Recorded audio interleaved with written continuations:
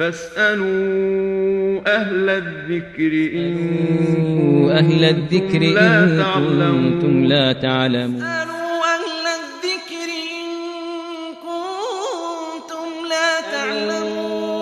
أهل الذكر إن كنتم لا تعلمون.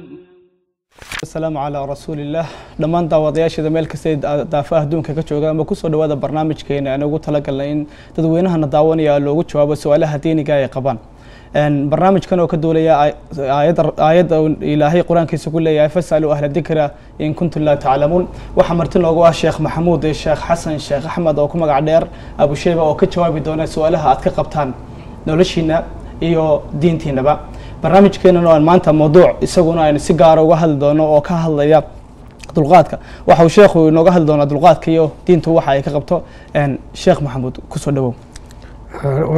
الحمد لله رب العالمين وصلى الله على نبينا محمد وآله sidoo kale daawadayaal waxaad nagala soo xiriiri doontaan telefoonada shaashada ku qoran iyo barteena internetka ku leenahay www.africa.sd. barnaamijku waxa uu noo socon doonaa 50 daqiiqo hadii Ilaahay nafta inoo daayo. Sheekh Maxamuud, haddii aan ku bilowno barnaamijkeena maanta aan ugu talagalnay dadweynaha daawadaya su'aalaha ay qabaan inaan uga jawaabno xilmiga iyo dulqaadkana inaan uga sheekayno waxay diinteena ka qabto wuxuu yahay. bal waxaad noogu bilowdaa xilmigu ama dulqaadku wuxuu yahay ba. الحمد لله رب العالمين والعاقبة للمتقين ولا عدوان إلا على الظالمين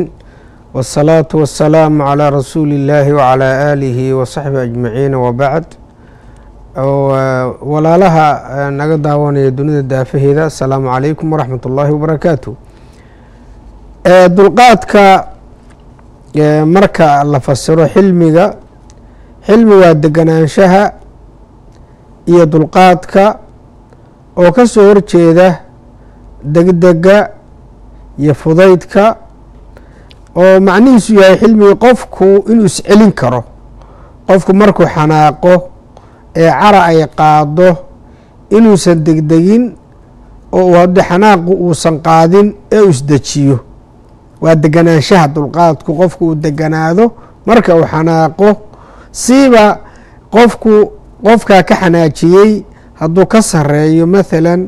uu awood u leeyahay qofkaas inuu qofka ciqaabo oo dhibaato gaarsiiyo waa inuu u sabraa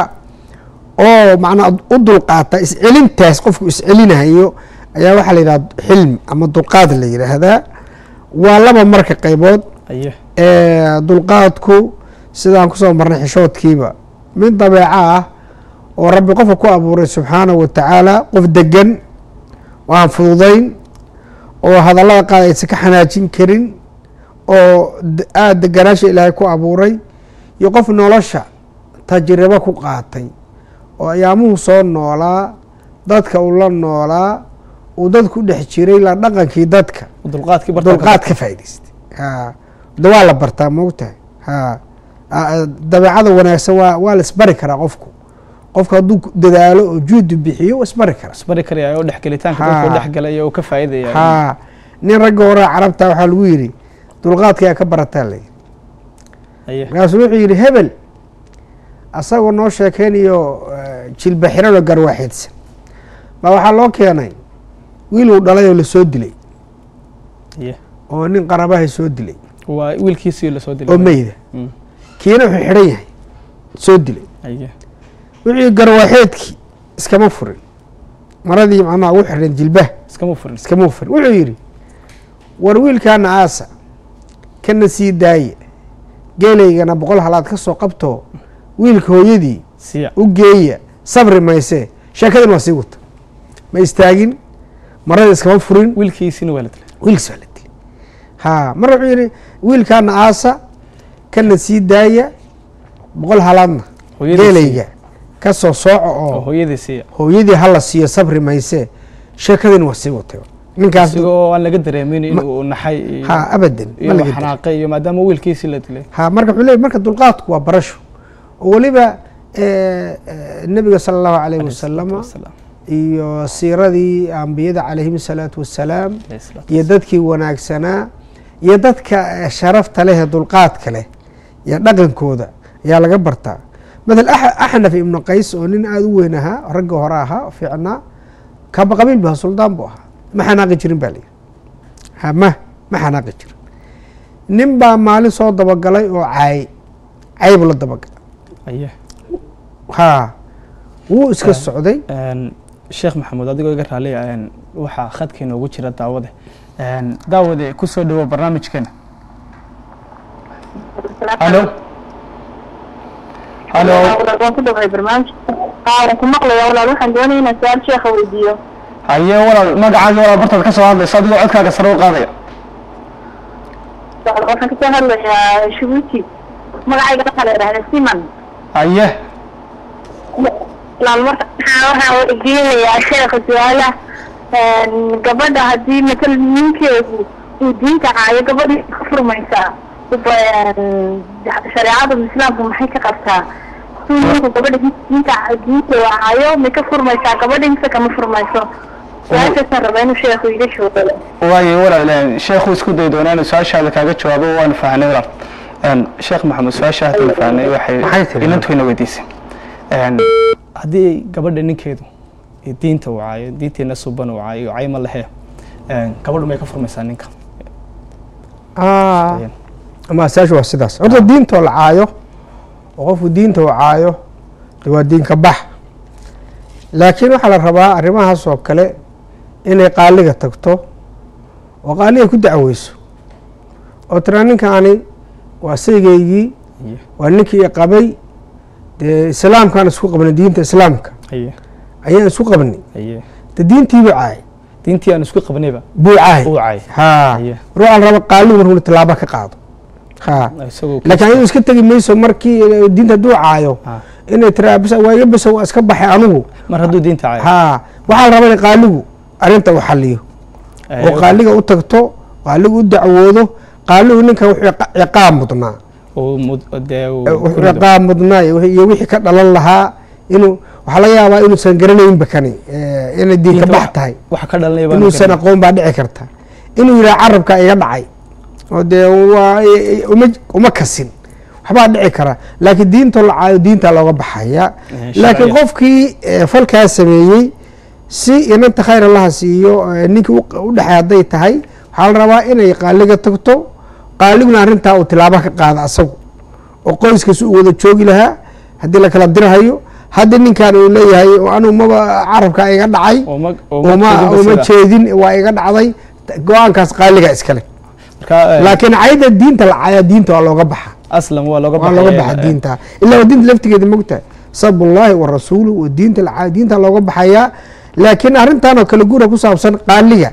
ayaa bay u tegaysaa inantu qaaliga u dacwoonaysaa qaaliga markaa ayaa go-aanka qaadanaya shadadeeda qaato iska tigmayso maya qaaliga u tegaysaa qaaliga marka go-aanka qaadanaya insha Allah. waxay la tahay inay inantaas walaasheena ay su-aasheeda jawaabteeda ay ka bogatay insha Allah. barnaamijkeena hore aan ugu sii socon marka dulqaadka waxaan nidhi waa mid qofka ilaahay ku abuuray iyo mid la barto oo dadka laga barto. markii loo eego dadka qaybaha dadku waa 3 qaybood qof kaa sareeya darajo ahaan kaa sareeya iyo qof kula sinan iyo qof kaa hooseeya. saddexaad dadku weye mid afraad ma jiro ama qof kaa sareeya adiga kaa darajo sareeya iyo qof sinan tihiin iyo qof kaa hooseeya. saddexdaas unbay dadku noqonayaan. marka waxaa la yidhaahdaa qofka kaa sareeya inaad xoogaa ama yestid ama ismootisid waxay noqonaysaa waa doqonnimo. ninkaa sareeya ama oo madaxa mathalan ama aqoon kaaga sareeya suldaya madaxnimo iyo dowladnimo ama kaaga sareeya da-nimo iyo waalidnimo ama kaaga sareeya aqoon kaaga sareeya inaad maarata aad sharfi weydid oo ixtiraami weydid doqonnimay tusinaysaa iyo dulnimo kaa sareeya isagu bay tusinaysaa ma garanaysaa qof kaa sareeya qofka adiga aad ka sareysid oo mathalan qofka aad ka sareysid adiga isagu kaa darajo hooseeya kaa darajo hooseeya qofkaasoo adiga xagaad ixtiraam weyda ayana waxay ku tusinaysaa laftigeedu nooc kamida yani liidasho ayay tusinaysaa. qofka kula midana haddaad ixtiraami weydid dee waa uun madaxa laysla galo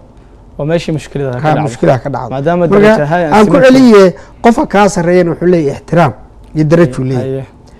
haddaad ixtiraam weydid dee cuquuba kugu ridayo ku ciqaabahaya qofka ka saraysidna laguma tunto oo inaad ku tuwanto waa doqonnime asna waa xogaa waa la ixtiraamaa oo awoodda looma isticmaalo qofka kula siran ixtiraam buu leeyahay digla waa isku dhacaysaan وماشي ده مشكلة ixtiraam tabaadilaa loo baahan yahay qofka caaqilka marka waxaa laga rabaa oo waajib saaran wuxuu yahay waa lagaa xanaajinaya haddii lagaa xanaajiya waxaa la rabaa qof inuu xusuusto dulqaadka ilaahi subxaanahu watacaala adee imisaad xumaan samaysaa imisaad macaasi gashaa ilaahayna kaama aarsada subxaanahu watacaala alla waa kuu dulqaata in badan marka taa wana xusuusataa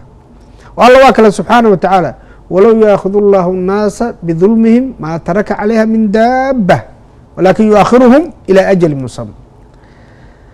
yani ilahay hadduu qaban lahaa dadka xumaanta ay sameeyaan dhulka dushiisa cidna ma joogteenba kul waa la baabin lahaa waa la baabin lahaa laakiin dulqaadkiisa laakiin rabbi subxaana watacaala dulqaadkiisa lagu joogaa rabbi waa dulqaad badan yahay subxaana watacaala oo waxaa ka mid a asmaada ilaahay alxaliim kii dulqaadka badnaa kii dulqaadka badnaa alxaliim waxay yidhahan culamadu waxa weeyaan allihii dadkii wuxuu ujeedaa rabbi subxaana watacaala xumaantii samaynhaya oo caasinhaya hadduu marka u caroodo baabi'in maayo waa u kaadina u ka aarsan kara rabbi subxaana watacaala waa ciqaabi karaa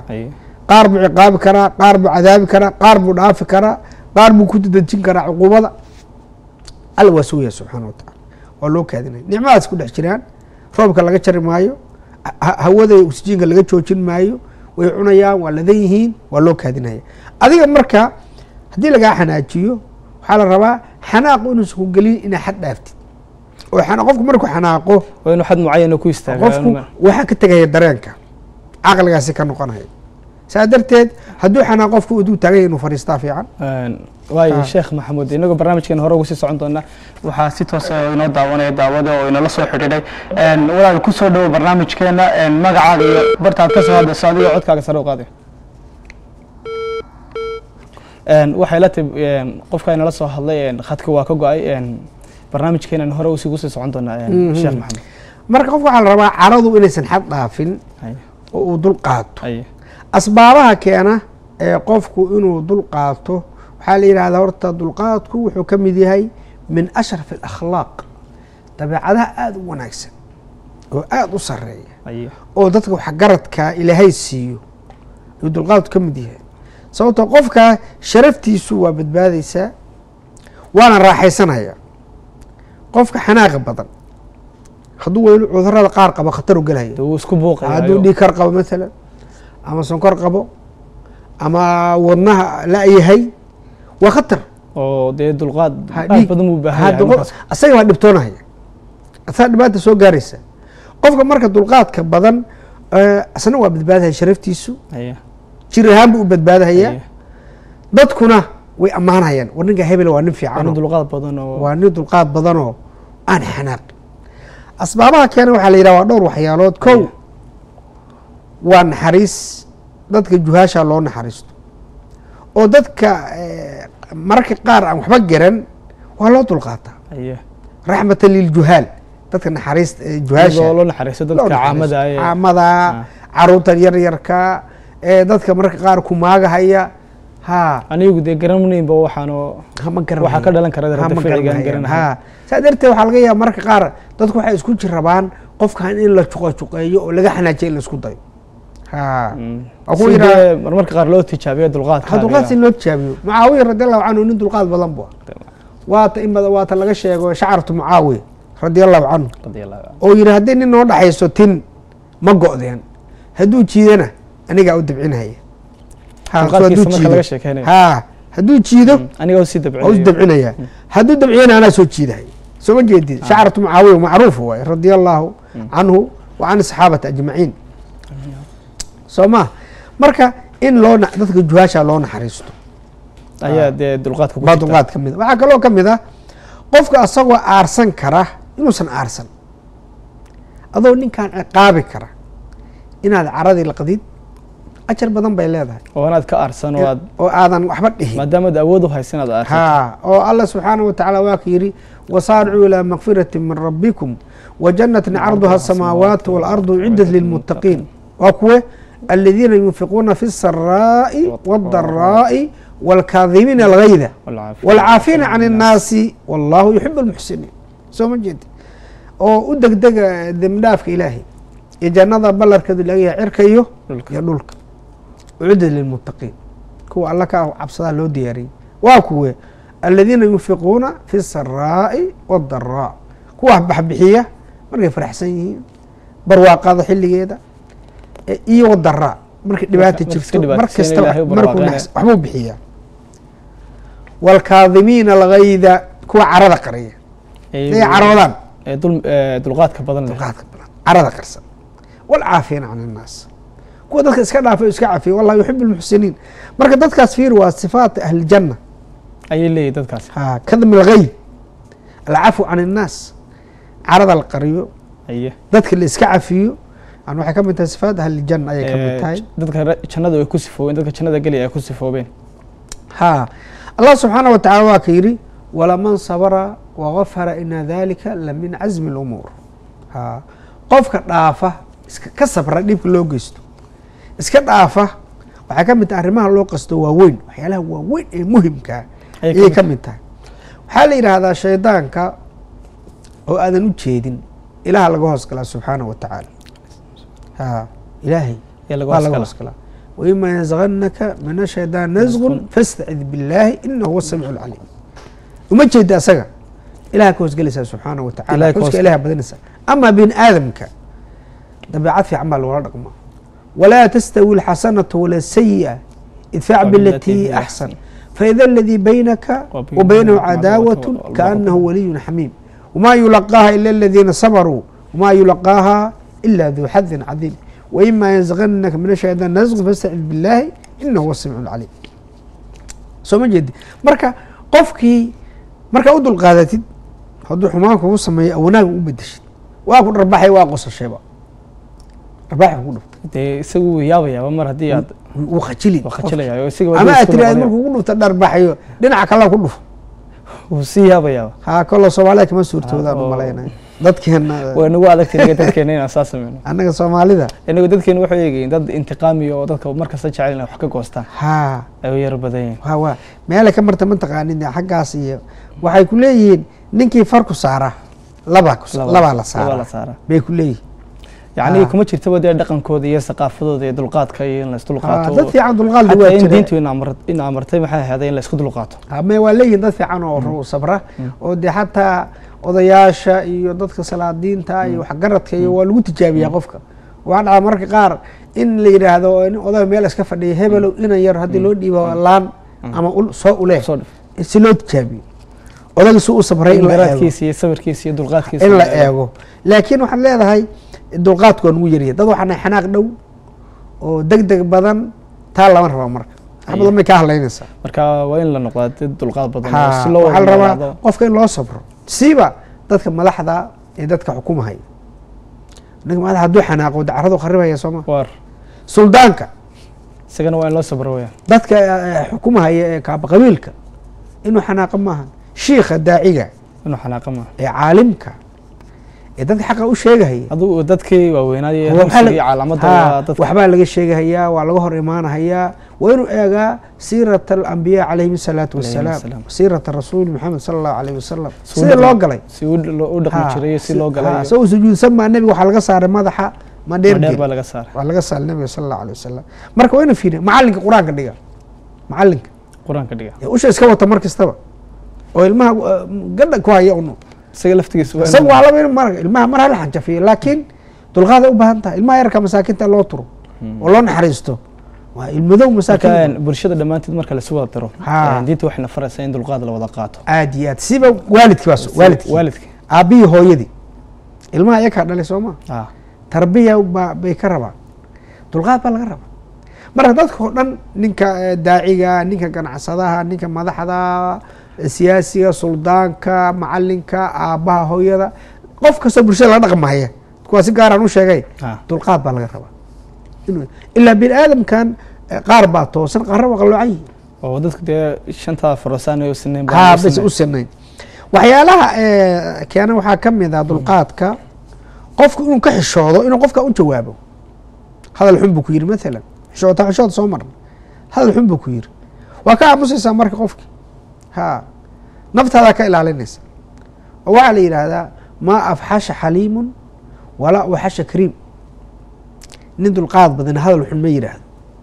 ka xishoonaya nin kariimina qofkana maaragtay kama cidloodo u soo dhaweyn maaragtay maadaama kariim ku sifoobay uu soo dhaweynaya ha ambiyada calayhim الsalaatu wasalaam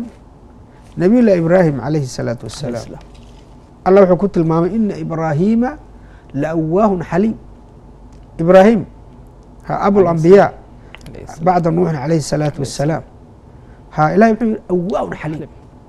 nin tawaaduca markuu dhib arko dareenkiisu kacahayo alla u laabasho badan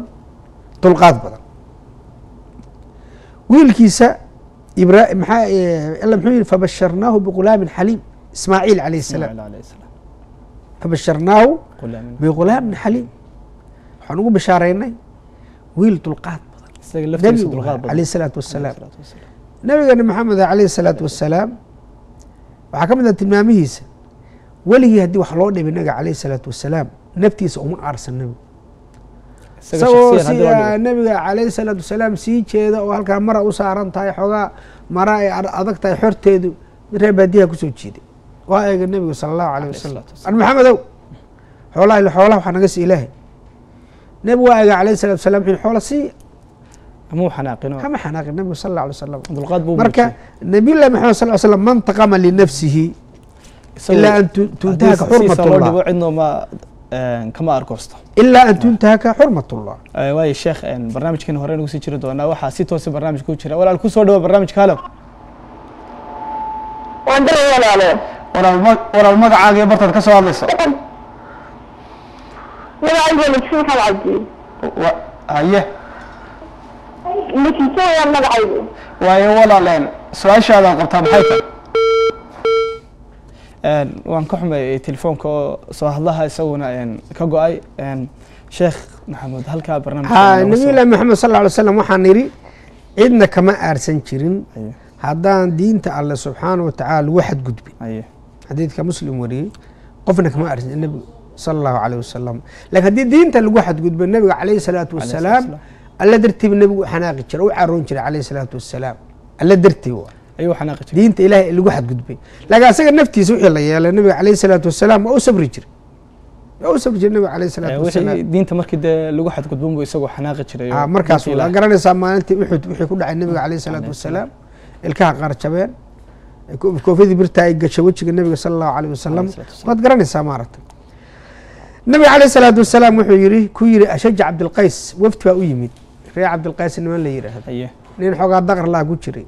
waxaa nebigu yihi salى الlahu عalيه wasalam ina fiika alkhaslatayni yuxibhum اllah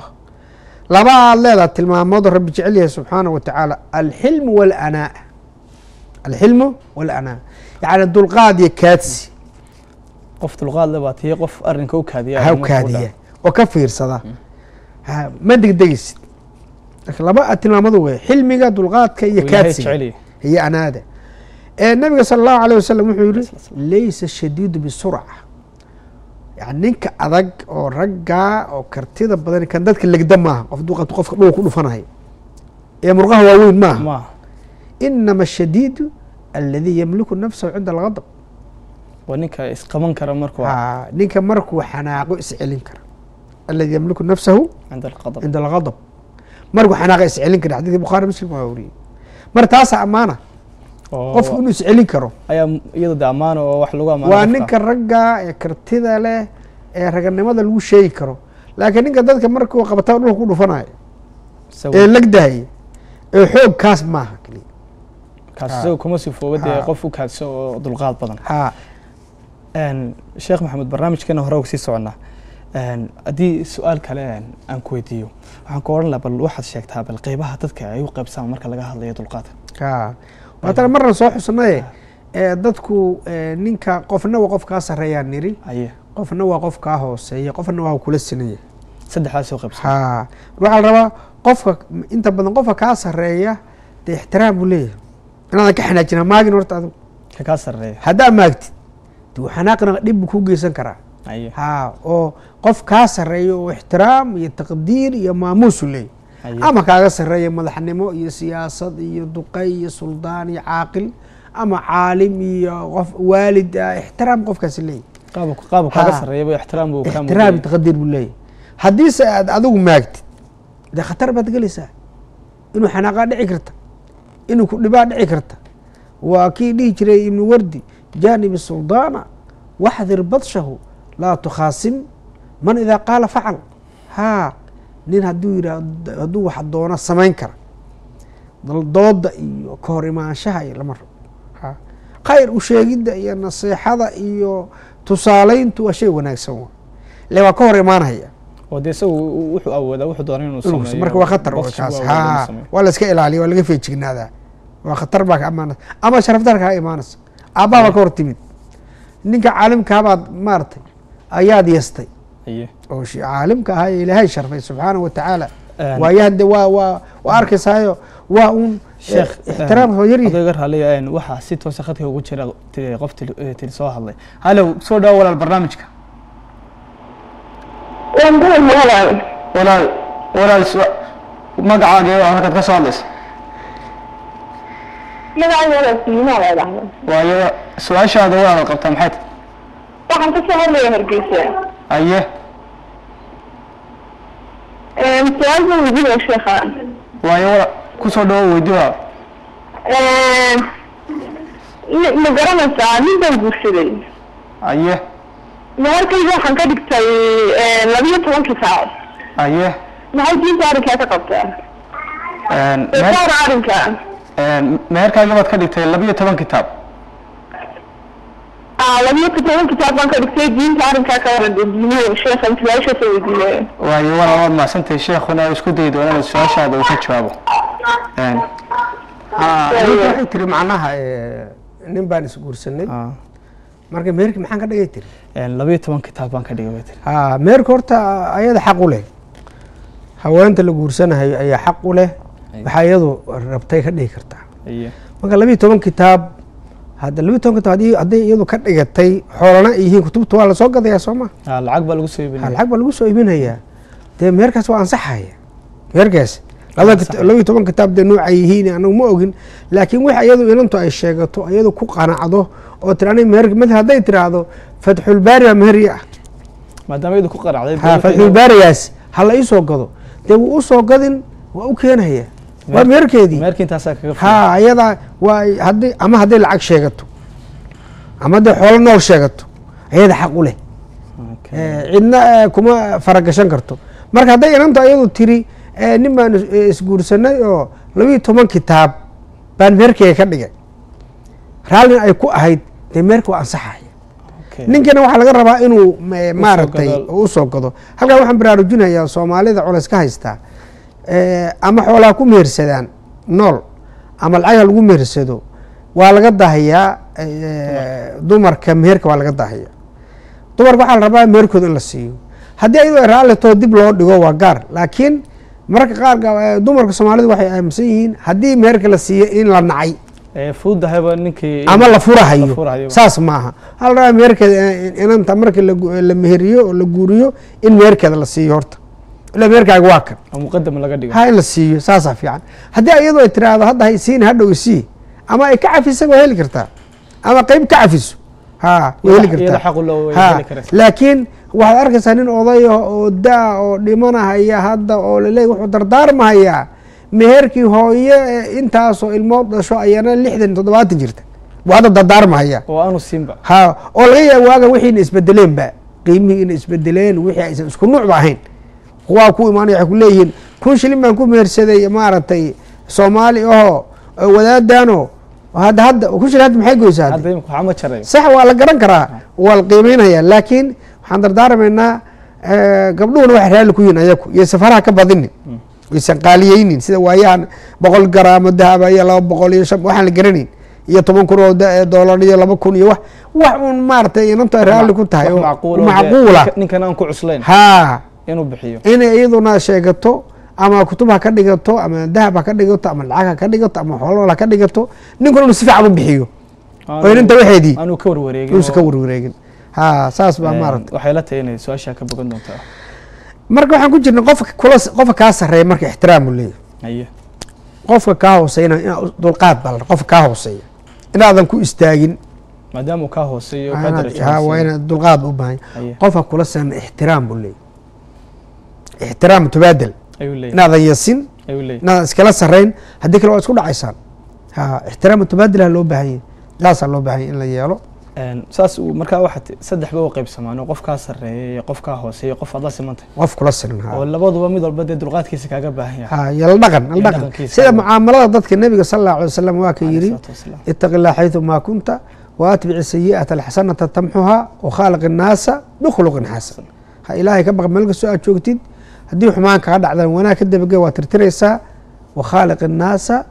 bikhuluqin xasan waa qaacida nebi sala allahu alayh wasalam dadka kula dhaqan bikhuluqin xasan khuluq xasan maxaa la yidhahdaa in adiga ammaan laga helo oo dadka aadan dhibin marka horeba ammaan in laga helo oo khayrkaaga dadka soo gaaro haddii lagu dhibana inaad sabirtid adugu dulqaadkaadaan sheegin haddii lagu dhibana adigu aad sabirto weya inaad sabirtid inaad sabirtid aytaas noqonaysa dadkana aadan dhibin waxaa laga yaaba in loogu talagalay in lagaa xanaajiyo macruufkan aad bixisid wixii wanaaga dadka ay kaa soo gaaraan ay kaa soo gaaraan marka qasaska ambiyada marka calayhi salaatu wassalaam nabiyullaahi nuux calayhi salaam iyo wixii ka dambeeyey haddaad akhrisay waxaa arki doontaa siday u sabarhayeen sabirkoodii iyo dulqaadkoodii 950 sano nabiyullahi nuux calayhi salaatu wassalaam ayuu dadkiisa ilaa yaa qowmi icbudullaha maa lakum min ilaahin gayruhu 950 caaman 950 sanadood oo dul qaadanaya oo dacwadda ilaahay awooda dul qaadanaya oo intaa la dhibhay oo intaa maaragtay la beeninhay oo intaa la caayhay sawn uu sabrhay rabbi innii dacawtu qowmii leylan wa nahaar falam yazidhum ducaaya ilaa firaara qur-aanka sheekay in badan nabiyullaahi ibraahim calayhi salaatu wassalaam dabbaaba lagu ridayba markuu la hadlay oo ilaahay caabuda yiri oo iska daaya asnaamtana caabudaysaan waxba hal yasmacuunakum id tadcuun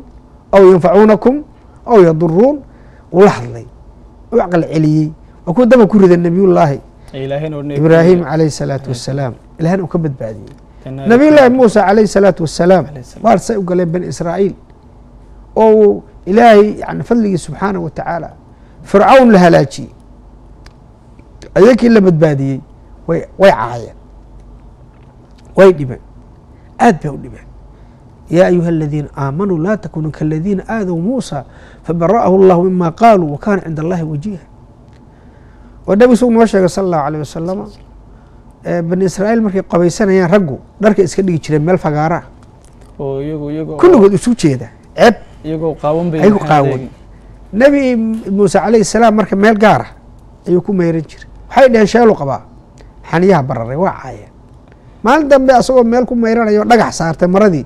dhagaxa maradii la soo cararayo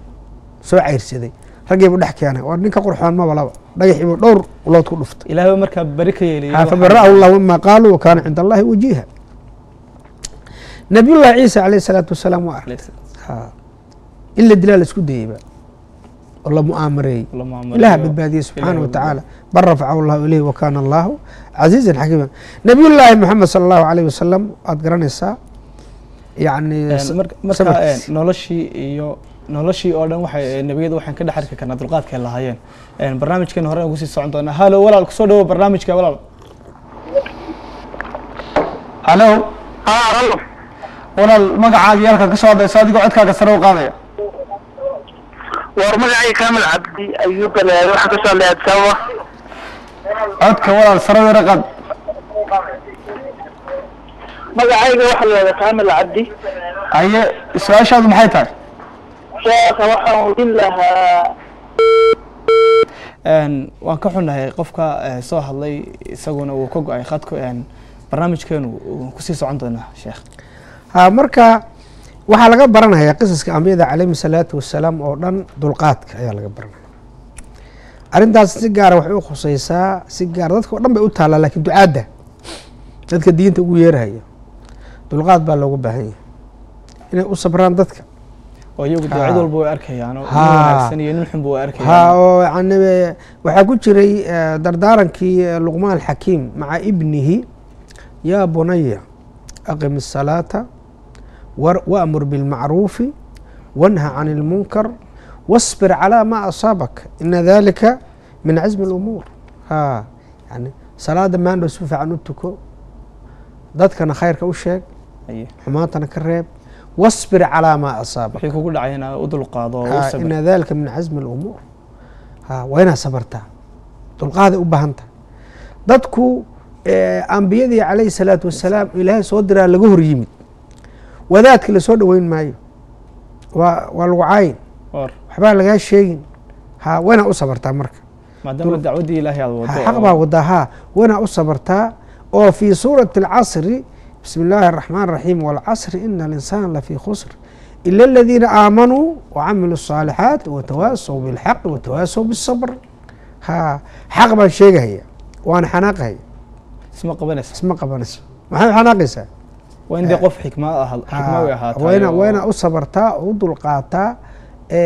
dadkaas juhalada oo aan garanayn xaqa iyo qiimaha uu leeyahay iyo culummada iyo qiimaha ay leeyihiin inaad u sabartaa la rabaa maadaama aad wada dee wax iyagu aanay garanahayn oo qiimahan ba aanay u lahayn oo culamada qaar waxay ku miithaaliyaan waxay yidhaahdaan qofka daaciga wuxuu la mid yahay geed timira geed timirta man dhagax waxaa lagu tuuraa marka dhagax lagu tuuro maxaa ka soo daadanhaya timirti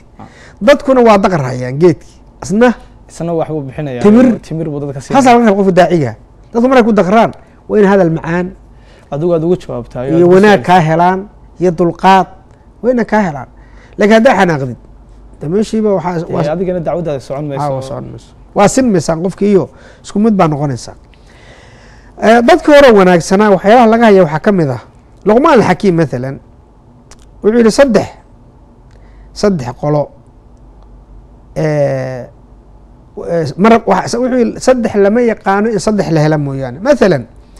qofka dulqaadka badan waxaa la gartaa markuu xanaaqo alxaliim goormaa la gartaa markuu xanaaqo geesigana goormaa la gartaa markii dagaal dhaco oo gundaha dagaal ka dhasho markaasaa la garanaya ninkii geesiga ninkii fulaya markaasaa la kala garanaya qofka walaalka oo walaalnimadiisu ay daacad tahana markaad u baahatid cinda alxaaja waxaa jira mogta akfi rakhaa fi nicma markaad waxaysato kula socdo oo markaa caafimaad qabto laakiin markaad baahan tahay qofkii ku garab istaaga kaasaa walaal la yidhaahdaa mucaawiya bn abi sufyaan radi allahu canhu ayaa waxaa laga sheegay inuu yihi qofku ma gaaro meel sare ilaa xilmigiisa uu ka sareeyo jahligiisa oo jahlig waxa weye qofka fudaydka dulqaadku inuu sareeyaa la rabaa sabarkiisa iyo shahwadiisuna sabarku uu sareeyo shahwada wixii naftu rabto waxay doontaa noqoto wixii nafta ay rabtay ku degayso madaxnimo ha ahaato xoola ha ahaato dumar ha ahaato shahawaadka faraha badan ee naftu ku degaysa naftu ay rabto waana celisaa waana ka sabartaa oo sabarka shahwada in sabarku u sareeyaa tan waxaa lagu gaaraa buu yihi aqoonta iyo cilmiga badan ee xooga badan ninkii shiikhii caalimkaha la oran jiray aba camr ibn calaa waxaa laga sheegay wuxuu yihi dadkii hore ee jaahiligaha islaamka ka horeeyey markay qof duubahayaan oo qof madax ka dhigahayaan lix bay ka fiirin jireen 6 arrimood ayay ka fiirin jireen kow waxay oran jireen horta ninkaan deeqsi ma yahay nin gacan furan waan bakiil ahayn maya bakiil cidna dooran mayso labo geesi ma yahay ninkaan oo hadii gundada haddii layska hor yimaado ama hadal ha ahaato ama gacan ma yahay geesi saddex ma sabraa sabar ma leey waa dulqaadkii moogta waa sabarkii can adkeysiga ma leeyahay xilmiya dulqaad aftahnimo ma leeyahay hadalka ma karaa marka dee golo la isku yimaado nin hadalka kara oo afka wax ku goosan oo caddayn kara maya cidda de markii qabaa'il la yahay lafta sare ma ka dhashay lixdaas ayagu fiirin jireen islaam wuxuu ku daray alcafaaf qof dhowrsan oo xumaanta ka dhowrsan soo ma jeed wuxuu lixdaasi ku dooran jireen islaamku wuxuu ku dara marka abu camr ibn calaa wuxuu yidhi walcafaaf markii la yidhaahdo sakhaanimadii iyo najdadii iyo sabarkii iyo xilmigii iyo cadayntii iyo xasabkii alcafaaf ku dara shaafici raximah llahu tacaala waxaa laga sheegay inuu yihi gabay buu yihi wuxuu nin dabaala yukhaadibnu safiih bikuli qabiixin nin dabaala ila hadlahaya cayb ugu daldalhaya ina u jawaabaa nacayaa bu oo qaar waxaa la yihahdaa jawaab laxmaq asukuut jawaab safiih asukuut waa laga aamusa qofka dee doqonka waynaad ka aamusta waxba aadan u jawaabin marka asagoo xumaanu sii badsanaya ana dulqaad baan badsanayaa buu yihi waxaan la mid u yidhi anugu laan cuudoo la shiday markii la shido udugeedaa sii baxaya mawta sheekh maxamuud naga raalli ahow barnaamijkeena wuxuu gaadhay xilligii gabagabada ah aan ugu talagalnay